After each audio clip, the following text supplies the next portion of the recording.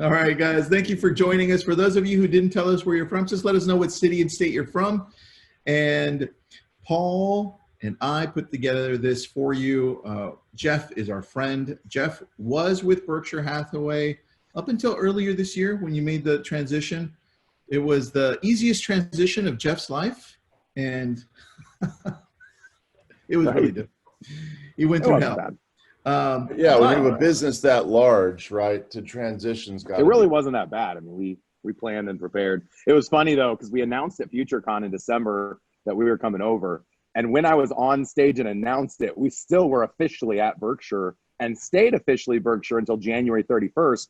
And it was to my broker's credit that we were allowed to do that. Usually when you've told your broker you're leaving, they boot you out the door within the weekend. Yeah. And I had already negotiated that they would allow us to stay inside of Berkshire through the end of January. And I don't know if it was the broker being nice or the broker thinking by us staying, he would go and pick off all my agents. But we had everyone with the exception of 2 that ended up coming along with us. It was over 30 agents that came with us to KW. And we launched KW Elite officially January 31st. But we have yet to receive our official market center number, which has been rumored that it's going to be coming any day now.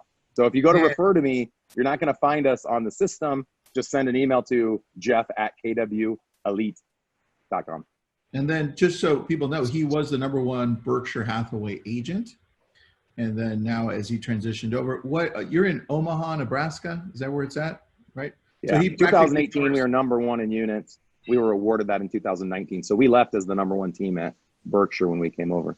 Perfect, dude. I love that. So let's get right into it, guys. We're at about 400 people now. Good. So we might break a 400, go to 420, 430. What's the record, Tristan? For these, well, Paul and I just started these. This is our third or fourth one. We had 812. That's the answer. But who's counting? Uh-oh. And I'm counting. Paul's counting. Exactly. And we're going to make sure we get this uploaded to the YouTube channel. I'll make sure, Jeff, that you get more than 812. All right, Paul. Let's win. Speaking of that, right to Jeff's spirit on that, I'm afraid to figure out exactly how long ago it was, but it was long before Jeff came to Keller Williams. I went out to Omaha to visit Jeff's team, and one of the things that it's the kind of thing you have to see in action. Jeff is perhaps the most systematized guy I know. And along with that, with those systems was a lot of accountability. So measuring, right? People think about accountability. Oh, is that, it sounds punitive or whatever, but step 1 in accountability is just measuring it. So like, hey, let's set a standard, let's measure to that standard. And it really acts like a guidepost for us, right? So one of the things, of course, we want to do is talk about what people can do. What can our realtors do during times like this? And I think talking to a guy that's #1 in systems and accountability makes a lot of sense. Cool. Thanks, Paul. Yeah, a lot of people can use this as an excuse, just like people did in 2008. And I remember agents, when I first got licensed, my first full year was 2007. And everybody around me was saying the economy was so horrible, and they blamed all of their non-success on the fact that the economy, was tanking. And in that time, I became Rookie of the Year, sold over 50 unit sales at 23 years old, and increased my business by 25% year over year from, that 2007 to 2011 timeframe. And everyone asked, why is he having so much success and I'm not? And the answer always is an answer that nobody wants to hear. And the answer truly is work. So what I found that Grandpa taught me was the harder you work, the luckier you get. And so we ask ourselves, what is the work in real estate? I know those Southern California agents don't want to hear that it's showing houses while you hold your dog or your kitty cat in your arm like HGTV shows the rest of the country. The true matter of fact is that work in real estate is prospecting. 80% of an agent in production 80% of their time should be spent outbound prospecting. You can do that in a myriad of ways, and we can get into that. 20% is servicing. And when I say servicing, it's going on an appointment to have a listing agreement signed or a buyer's agency agreement signed. The actual work that goes along with selling the property can be leveraged for $15 an hour. So you might not believe me, but I've applied this in my business, and I grew from 70 to over 700 sides in 6 years, making us arguably one of the fastest growing real estate teams in history by simply working, teaching the agents to work, training them to work, and holding them accountable to key performance indicators like Paul spoke of earlier, and tracking all of it in Sisu, SISU.co. Love Sisu. I love Sisu. That's awesome. Well, and the other thing too, you know, when you say the harder you work, the luckier you get, I believe that for sure. And I also know that so many people fill their day with work, and I wonder, is it the right work? You know, the efficiencies, like you can be very, very busy. On the other hand, I think you could work a half a day, and if you were really focused on the things that matter, you're still working half a day, probably getting more done than 90% of others. Right. Yeah, there's a quote that I really like. It's something to the extent of, you can be busy, so are the ants. The question is, what are you busy about? Mm-hmm. And so agents like to act busy all the time. People will call me and apologize and say, Jeff, I know you're so busy. The person to me that's successful isn't busy. They're time blocking. They're not answering their phone because they're prospecting. And when they choose to answer their phone, it's because they're sitting next to the pool, chilling out, and they want to answer because they're your friend. So I always slow people down, and I'll say, Tristan, calm down. I'm chilling by the pool. I've got 30 minutes if you want to chat. What's going on, man? Take your time. Because isn't that where we all want to operate? Shouldn't we all slow down a little bit? But at least let's time block and let's get our key performance indicators in there. So what we've tracked for 8 years analytically, and I have all the numbers on this, is we know how many calls it takes to get a person to pick up a phone. It's 5 calls to 1 contact. And we know how many contacts to get an appointment. And an appointment is an in-person listing presentation or buyer presentation. It's 10 contacts for 1 presentation. And then it takes 2 presentations to get 1 executed contract. And it ends up breaking down to about 150 call attempts equals 1 sale. And in Omaha, Nebraska, it takes 36 sales to make a 6-figure income. So if an agent wants to make 6 figures in Omaha, Nebraska, we take 150 calls times 36 divided over 52 weeks. And voila, we have their call goal for each week. And we hold them accountable. Did you make your call? If you did, what were your results of those calls? And then that's what we track weekly, monthly, yearly. Wow. And it sounds like, you know, the number of people that can rattle. I was trying to write them down, by the way, but Jeff said it too fast. So we'll put that up in the that up in the chat box. I don't know. For me, that's very interesting. You know, what exactly are the metrics? And I remember going to an ALC meeting where we broke down the metrics. Same thing. You know, how many contacts is it going to take to sell a house? And where we are, we don't have to sell 36 homes to make a 6-figure living. Okay, so you know, but maybe you have to make a few more calls to get each sale. That's fine.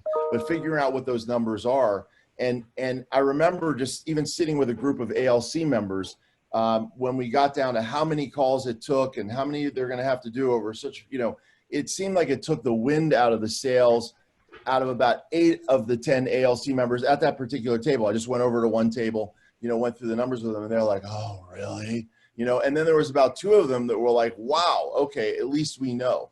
And that's certainly the way I feel. Let's get the realistic view. Yeah. And then you're not, and then you get to pick the number. You go, okay, well, do I want to make 100,000? I want to make 200. Yeah. Do I want to make 500,000? This is the number of calls I'm going to have to make. Now, of course, there's skill set to it, but the more calls you make, the better you're going to get at it. The harder you work, the luckier you get. And then you start working smarter. So with a system like CISO, and I know a lot of KW agents use CTE. Some people just use Google form, whatever you use, just use it and be systematic about it. But what I've learned is that the longer you go with tracking your analytics, then you get to start to figure out where's your highest income producing activity. So when an agent first starts in the business, 2/3 of their deals come from the internet and 1/3 are SOI. Their second year, 1/3 should be internet, 1/3 should be sphere of influence, and 1/3 should be prospecting. Your third year, it should be 2/3 sphere, and then 1/3 prospecting and internet. And in your 4th year, you should start working towards 7th level, where you start building a team around you, and all you focus on is listings, and then everyone else works the buy side. So that's what we train to with Elite Real Estate Systems and KW Elite. That's what we've been training to for 8 years, allowing agents to have teams within our team, because a true leader serves their followers by not only teaching them to be just like them, but providing them the sandbox to become just like them if they want to be. And so to me, the vision of KW Elite and what I've always believed in with Keller Williams is that it's an environment that allows people to be whatever they want to be when they grow up. They just have to be willing to take the steps to do it. And Paul, I think you hit the nail on the head in regards to the work. When you tell someone it takes 150 calls to have one sale, they're going to shy away from that and say, never mind, I'm not interested. I'll just work the referrals from my grandma's bunco group, right? But the truth is, if you empower them with the technology, you can use the Mojo dialer to make your outbound calls into Boomtown or Sync or whatever other CRM system that you're using, Command. And what we found is you can make 100 dials in 1 hour. So it takes 90 minutes a week to hit your call goal in Omaha, Nebraska and make a 6-figure income. In your market, if your brokers were prospecting for 90 minutes a week, which takes an hour and a half. And by the way, we have, I think I just added it up the other day, 126 hours awake each week if we're sleeping 6 hours a night. Someone fact check that. I'm very close on the number, maybe off by a couple hours, but 126 hours a week. We're taught that we only work 40-hour work weeks and we're only prospecting an hour. And so I say that to my agents all the time when they say, I didn't have time to make my calls. Gary Keller's email, sorry, I'm rattling now. Gary Keller's email he sent 3 weeks ago, right when he knew there was going to be a shifting market. The number one takeaway everyone should have gotten from that email is he suggested to increase your prospecting from 3 hours to 4 hours. How many agents in your offices are prospecting 4 hours a day, 5 days a week? How many people watching this? We have 440 people. If you're prospecting more than 20 hours a week, say something in the chat about it. I guarantee less than 10 in this group are spending more than 20 hours a week directly making outbound dials or sitting in an open house or knocking doors. Obviously right now we're not knocking doors, but this is the best time out of any to be prospecting. That's what we continue to tell our agents. We're putting up record numbers right now, week after week in Omaha, even in a virtual climate. Mm-hmm. What are your people saying when they're prospecting right now? Number one is address elephant in the room. We're asking them how they're doing, treating them like people, right? Winning the hearts and minds, getting them to know you, like you, trust you. Want to role play a call with me, Paul? Yeah, absolutely. This is what it would sound like. This is what we trained on. So ring, ring. Hello. Hey, is this Paul Morris? Yes. Paul, I have to apologize. This is Jeff Cohn. I know it's been like 7 years since we talked. I just wanted to confirm, are you still up on the hill in the house that I sold to you? Wow. Yeah, that's a good memory, Jeff. Yeah, that's right. I'm sorry I haven't followed up sooner. I just know with all the crazy going on, I wanted to touch base and just make sure you and your family were safe. Yeah, thanks. We are safe. It's a little nerve-wracking for sure. Yep. Yeah, it's really crazy. You know, I've been surprised. We thought that the real estate market would slow down a ton and things have stayed quite active. Did you see our post on social last week about all the virtual options where we'll actually go into properties and shoot video and then just give them all your USPs, XYZ. Also, I know you're probably concerned, Paul, about the real estate market and possibly depreciating in value. And I wanted to make sure I got you added to an automatic email every time a house sells in your neighborhood. Would it be all right if I added you to that? Yeah, for sure. Yep. Cool. And then while we're at it, I also have invested in a software called HomeBot, HOMEBOT, that sends customized updates to you every month to let you know what your house would rent for if you chose to Airbnb it. And it would help you know how much you could save on your mortgage if you went to like a 20-year or a 15-year. And I don't know if you've noticed, but rates are at an all-time low right now. So it could make sense for you to change what type of mortgage you have or lower your interest rate. If you're interested in something like that, I'd be more than happy to connect you with my lender.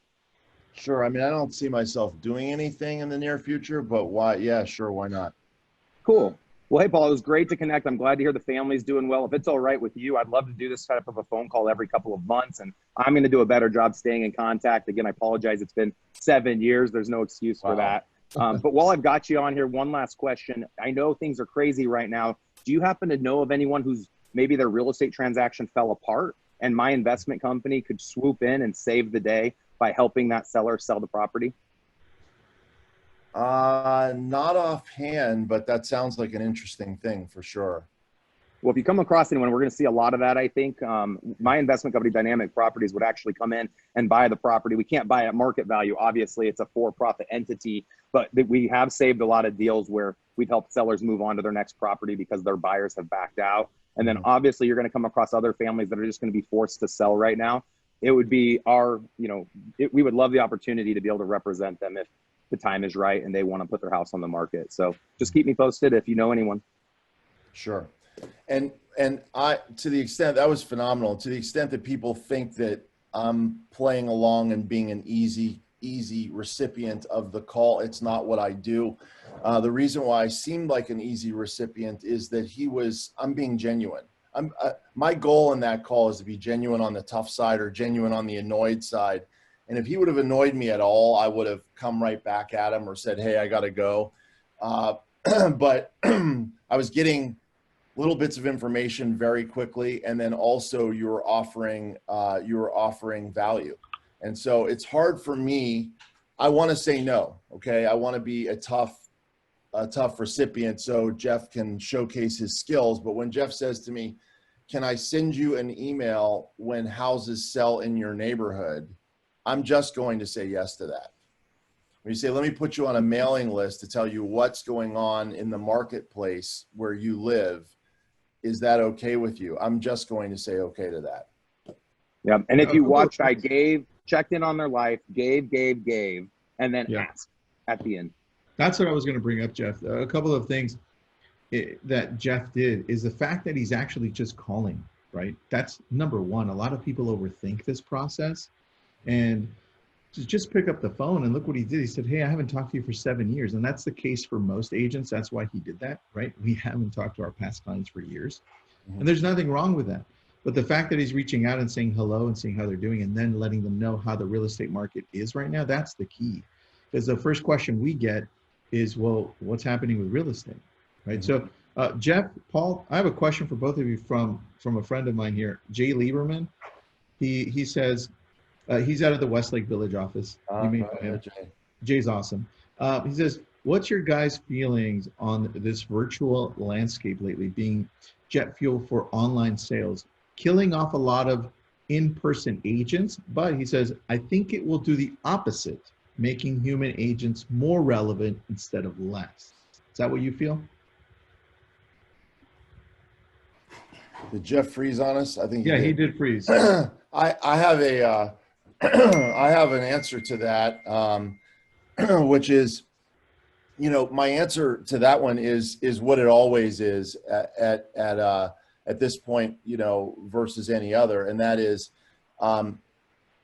technology and virtual stuff is going to take the place of lots of things. And it's going to take the place of things that are naturally easier to be done online and done more efficiently. So I think we're going to see, for example, in real estate brokerages, I think we're going to see less space. More people are going to work from home for sure. So there's going to be less office space. However, we also see that 100% virtual office does not work. People still like the community. You still have to have the physical location in the community. Even one of the things in one of the retail, sorry, it's a little roundabout answer to it, but one of the retail trends that we were seeing right before this was that the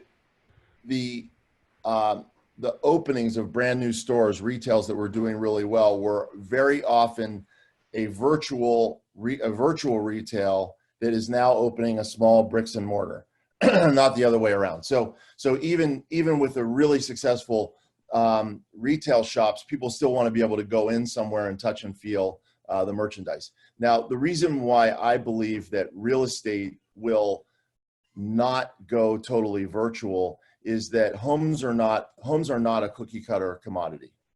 Okay, so when you go into, the closest you could ever get to it would be, a giant home development or a giant condo project where every single condo is exactly alike, so that you see one, you've seen them all. That's as close as you will get to it.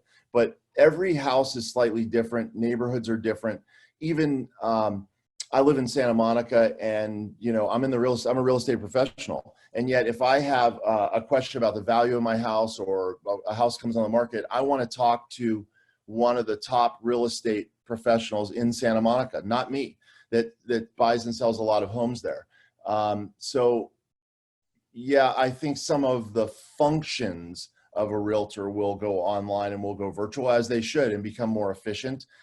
Jeff had been doing that all along, because using a really high-tech approach to it, but he's still doing a lot of outbound calls, and they're still ultimately going to have to show the house. They're still ultimately going to go to a realtor that knows that area better than anybody else.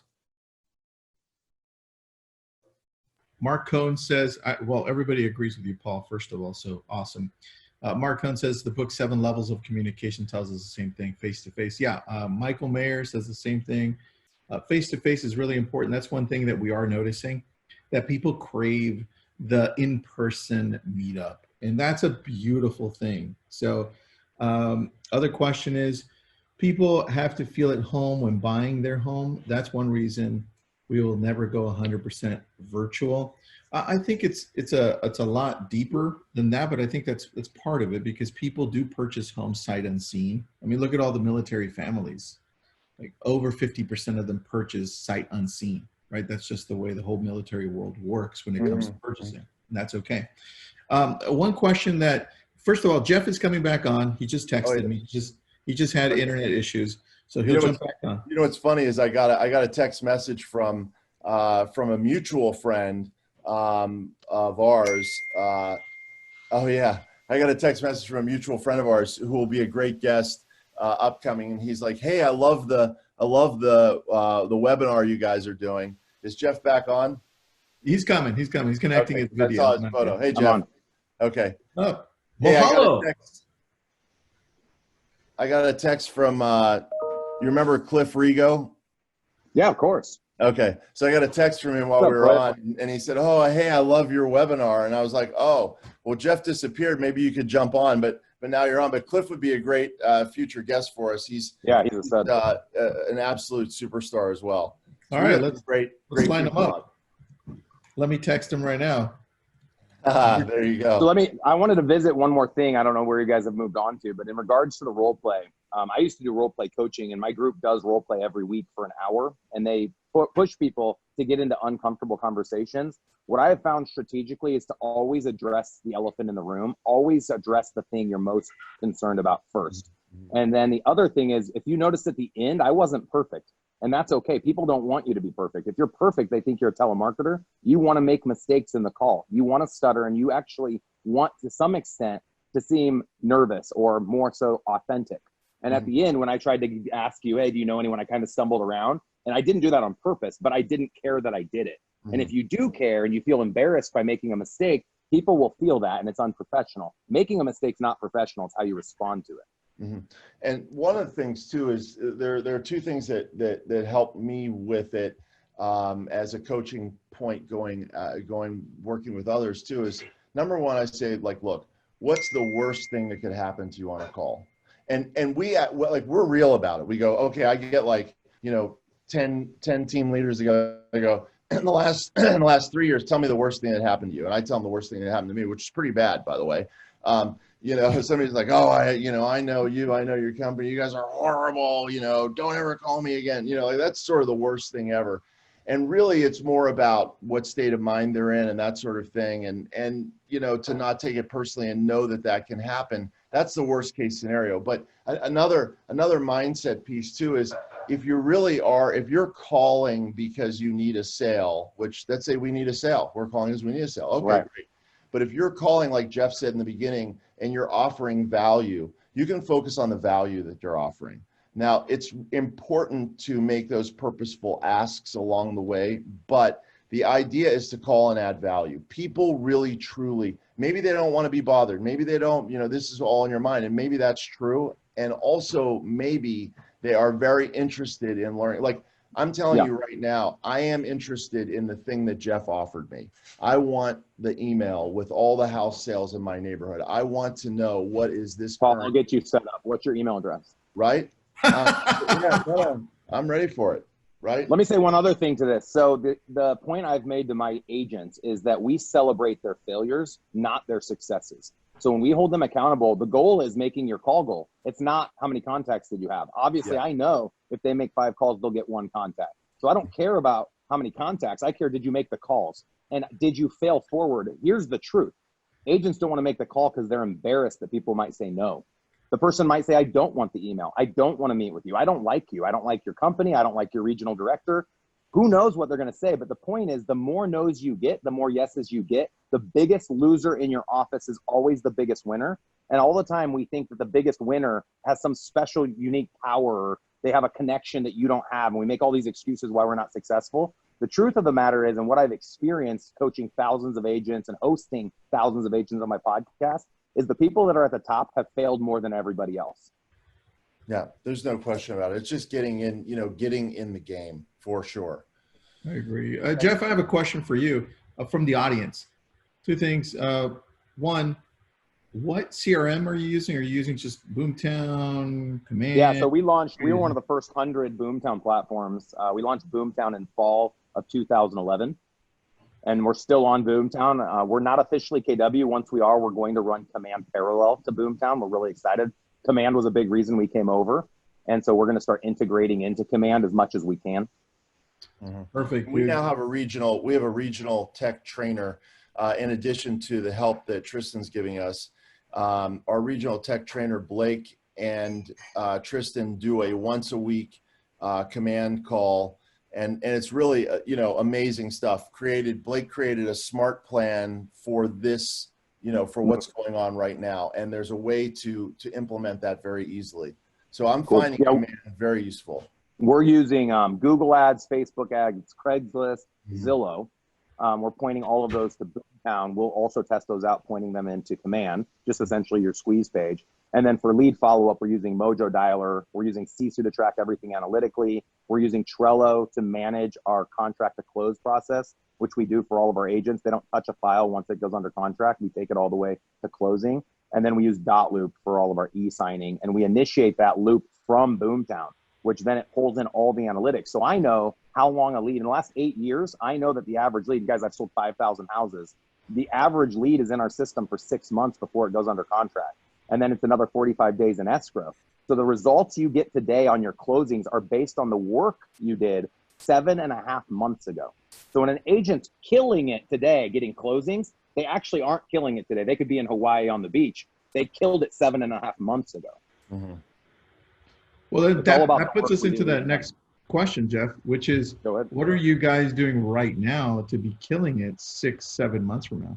That's it. That's the question. So number one is what Gary said, increase your call attempts. Everybody's at home. Start getting your dominoes, go back to the one thing, start lining up your dominoes. Don't make excuses that COVID shut your business down today. Because even if it did, which in some markets we're still essential, but even if it did shut it down today, there's no excuse that you can't line people up. So when things come back on in a month, 2 months, 3 months, a year from now, whenever it is, you've got people in your pipeline. Rather than it comes back on end of Q2, let's say it is next month or the end of July, and you haven't been making any of your prospecting calls, and now you're starting from scratch rather than having 10, 20, 100 people in your pipeline. I love it. Dude, what's your website for the podcast? Where would we go and find that? Yeah, just go eliterealestatesystems.com, and then at the top, click on podcast. That'll give you all the videos, and I've had interviews with a lot of top people in the country that I think you guys will get a lot of value from. You can also find it on iTunes and Stitcher just by searching the Team Building Podcast with Jeff Cohn. Got it. I got the link, so I'll post it up for everybody there just in case you are wondering what that is. Guys, for those of you tuning in right now, we've got probably like 20 minutes left still. But this is being recorded, so just know that it's going to go to Paul's YouTube channel. And I know a lot of you subscribed already to it. I'm going to put these links up on the chat right now, so you can go ahead and copy them and then post them or save them somewhere and subscribe. Just make sure to do that. Jeff, as I'm doing that, anything that your team is doing right now that's a little different that you think other agents should be doing? Absolutely. Before I get into that, I want to make sure no one else that leaves hasn't gotten the gift that I wanted to give all of you guys today. I gave it away from stage at Family Reunion as well. Go to ersloveskw.com. And inside of that landing page, ERS, Elite Real Estate Systems, loves KW. ERS loves KW.com. All right. And from that landing page, we're going to give you, there's a bunch of freebie downloads, PDF downloads of our business plan, my keynote, and a handful of other things. So be sure to take advantage of all of that. We're here to help people. In my own market, we're giving away our ERS agent training for free through the end of 2020 across all brokerage brands, which was pretty unique. And then we're also making Elite Real Estate Systems agent training free, no small print, for any agent that signs up this month for 2 months. So you can get 60 days of free agent training. We do 2 hours a week. We do 1 hour of topical, 1 hour of dialogue training for 8 hours a month, essentially, of training. And all of it's in a video library. So you can attend live just like in this call and do a chat, and or you can go into the video library and grab whatever topic that is important to you. So to go and learn more about that, just go out to eliterealestatesystems.com, the agent training product. All right, answering your question, what are we doing different now than what most people are doing? Paul nailed it. So when Paul came and visited, he got to see the inner workings of the team. Most of the time you go to an event, you go to a workshop, you don't get to see the team in action. Paul attended one of our brokerage alignment meetings, which at the time it was a team accountability meeting, where we went around the room and held everyone accountable to their key performance indicators. And he got to see us operate. He got to feel the vibe in the room, you know, the passion from the agents, hear the stories, see the way that we kind of facilitate those conversations. And so there is no reason right now you can't be meeting with people more than ever. In the past, we had all these excuses of things we were busy doing. Now a lot of people are busy staying at home. So why not have a one-on-one accountability meeting with every agent every week? As the leader, especially of your office, if you're a productivity coach, if you're a MAPS coach, now more than ever, people need your leadership. People want to consume this stuff. I can't believe how many people are coming on webinars and coming on the podcast live and coming to all these events virtually that they never came to in the past because they didn't have time. They're making time for it. The question is, what content are we putting out? So I would say accountability is huge, implementing a stronger accountability presence, and then online training. So make your trainings available in like a Facebook Live, which I'm actually on a webinar this Friday with Scott. He said he was on your show last week on Lab Coat, Tristan. Scott and I are doing a webinar this Friday for Facebook, talking about doing open houses live. So there's lots of things you can do live. I've seen lots of happy hours with people's agents. You know, a lot of people at Easter did Zoom. I don't know if anyone here did that, but they did Zoom Easter dinner where everyone had their cameras up. We can be doing that as a company and as a team and as groups. And there's no excuse right now to not be doing it. We need to be doing it socially. I think a lot of people need more social interaction. So take advantage of these weird times and start, you know, being more authentic and being willing to get on there and show your background, show your house, even if it's not perfect. And you've got all sorts of little weird dolls on your bookshelf. Be yourselves and let people see who you really are. I mean, they just did an SNL. Did you guys see the SNL where everyone did it from home? I thought that was really cool. Crazy. So I have a question. If you're an individual agent, a lot of folks are out here, and you're just wondering, what should my daily activities be? So I get the point about accountability. We did a great role play, and maybe we'll see if we can't cut that role play out and post that separately. Okay, that call role play, that would be great. Okay, so that's scripts and dialogues. And my question to you is, what should an agent be doing on the daily that we can measure? And I have a very specific reason for asking you that. I mean, obviously, it's a great question for our audience to hear. I'm going to tell you exactly why I want that answer once we get it. Yeah, so I think I've already shared it, and I'll share it again for all those that are still listening. You need to have a daily call goal and be very intentional with who you're calling. You want to get the greatest return on your time. So to get your greatest return on your time, you're obviously going to call the people that you think are most likely to buy, sell, or refer business to you. The people that have ever bought, sold, and referred to you are the people that are most likely to buy, sell, and or refer to you. You should be calling them right now monthly. Typically, I would tell someone to call that group quarterly. And when I say call, it doesn't have to be a phone call. So that anyone in there on this call under 40 years old that's terrified to talk to someone, you can text them. You can instant message them. You can whatever little social media contact you want to make, you can. A phone call is the best. And one of the reasons for that is when you make that phone call, if you're using a system like Mojo Dialer, we have found 4 out of 5 people will not answer that phone call. And you can drop a voicemail that's pre-recorded. Hey, it's Jeff Cohn, touching base. Hope your family's doing well. Hope everything's going well with the house. Wanted to see blah, blah, blah, whatever value you want to offer. Feel free to email, text, or call me back. Here's my number. You can do a voicemail drop, and you can drop 90 voicemails an hour. So for anyone that wants to have the excuse that they don't have the time to call their database once a month, that's not true. You do have the time. You just haven't taken the time to do it the smart way. So number 1 is know who you want to call. Number 2 is make the calls or the contacts, whatever medium you want to use. Number 3, give them something of value, build rapport. You know, we want our people to know us, like us, trust us, know that we're here. Number 4, and it will be the last point, is educating the client. So every call should have a goal attached to it. The first call, when you make a call, the goal is to talk to the decision maker. When you talk to the decision maker, the goal is to show them the value you and or your brokerage offers, your unique selling proposition. Why are you different than the other 27 agents that they know? And to be able to do that, we have to have a structured process. Right now, better than ever, we can share with them our buyer presentation or a listing presentation or an investor presentation if they're a possible investor or they're looking for their second home. And we build a 15-minute Zoom presentation that we get on and we show them the value. Even if Paul says to me, no, Jeff, I'm not buying. No, I'm not selling. No, I have no interest in working with you. Well, I understand that, Paul, but we haven't talked in a couple of years, and I have a really awesome presentation I'd like to share with you. So when you come in contact with someone that's buying their next vacation home, investment property, or even their own property, exactly the value I offer. Would it be all right if we set up a 15-minute call or Zoom call for me to walk you through that presentation? And then the goal of that presentation is to get somebody to refer to you or sign an exclusive buyer agency agreement if it's a buyer, and to sign a listing agreement if it's a seller. So those are the 4 things we should be doing. Okay, That's awesome. One of the things I was doing with our team leaders, and I've pivoted a little bit. I was doing a daily accountability with our managers, and that daily accountability was centered around making a small number of calls, because this was in addition to everything else they were doing.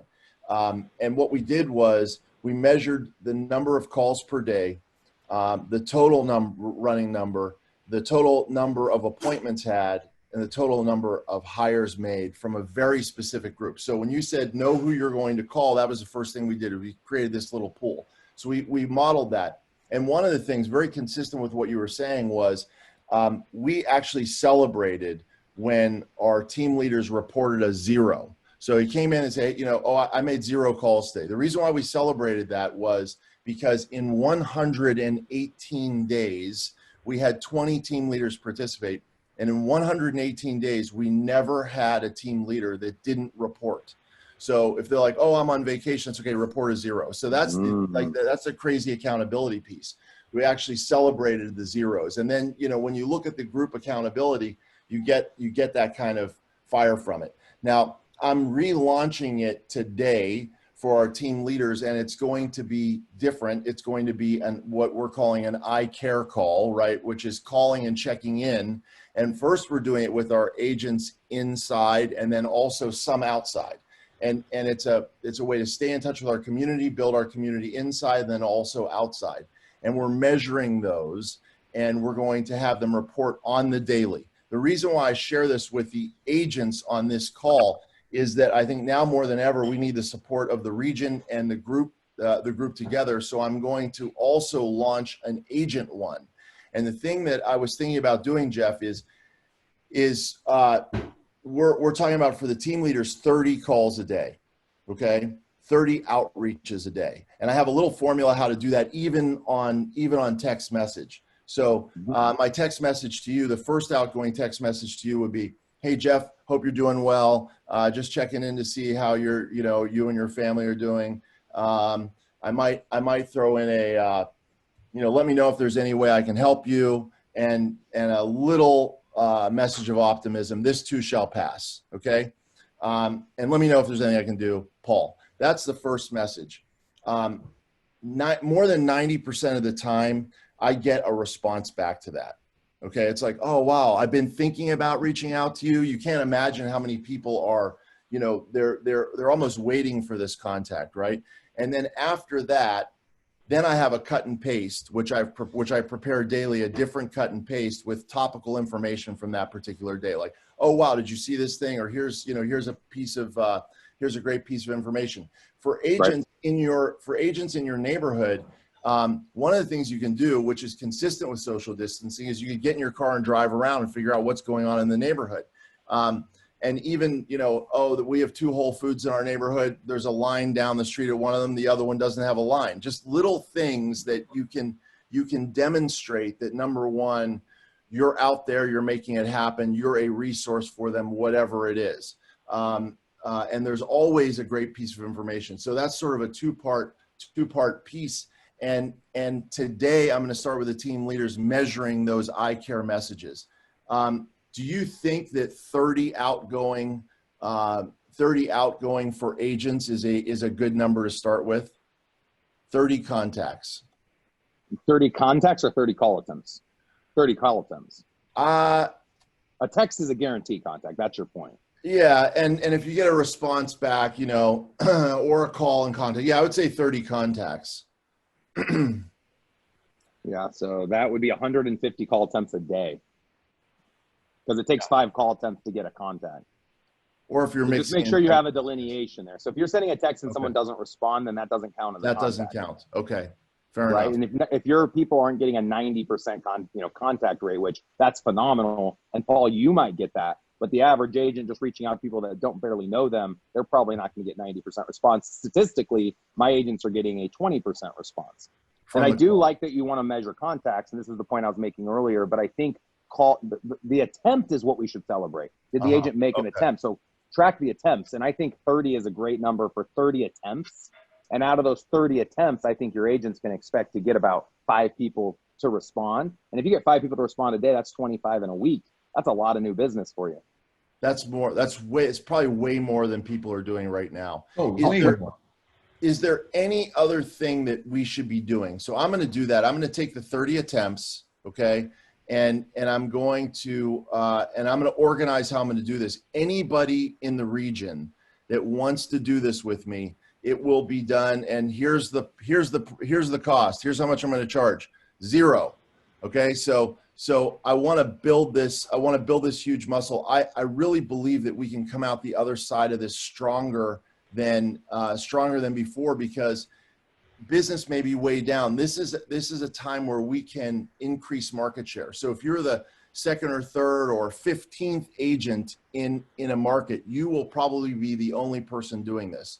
So 30 attempts, great. Is there anything else that they should be doing on the daily? Here's the special sauce. It's the only thing I'm going to say. It's just like with dieting. You have to do it consistently over long periods of time. Mm-hmm. You won't see the results from your efforts for 7 months. I shared that stat earlier. So you're going to say, you're going to do it for a week, and then you're not going to lose the weight, using the weight loss analogy. You're not going to get the gold star. You're not going to get the accolade. You're not going to get the sale, and you're going to say it didn't work. So know right now, it takes 7 months to see the result. Now you can see small wins, like someone saying, oh, thanks for reaching out to me. I might list my house. There's small wins that you're going to have along the way, but don't judge your success initially based on having an executed contract or even going on a listing presentation. Just judge your success based on trying. And I know that sounds so minuscule, but that is where the rubber meets the road. Small and consistent things over long periods of time are what help people be successful. And to your point, if we get 5 live contacts, 5, really maybe not leads, but just real good, solid interaction a day, you're talking about 25 a week. You're talking about 100 a month.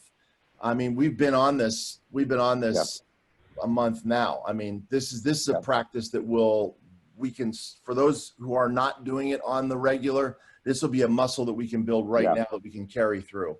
Here's what I would do is 25 call attempts a day, 5 days a week. It's 125 total call attempts. And the way I broke my numbers down before, 5 attempts is 1 contact.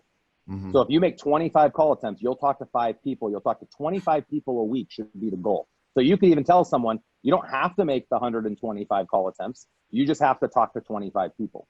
Mm-hmm, mm-hmm. Or however the numbers break down. And one of the things too, it's one of the questions I got in the chat box, which is it's going to be obvious, the answer, but I'm going to say it anyway, because someone said, well, hey, I'm a new agent, so as a new agent, I'm really talking to like family and friends, close family and friends, but like, who else? And my answer is anybody else, but let's hear your answer, Jeff. Yeah, so it's all about return on investment and return on time. So this is where over long periods of time, as you do things consistently, you can start to track where your greatest ROI is. You don't want to be wasting money on lead gen. You don't want to be wasting time on outbound prospecting calls. And you'll start to create patterns in your business, and everyone's pattern will be different. The people Paul calls and the results Paul gets will be different than Tristan, different than Jeff, different than Cliff. All of us will be different. So you have to act. This is one of the things that I think keeps agents from wanting to make prospecting calls is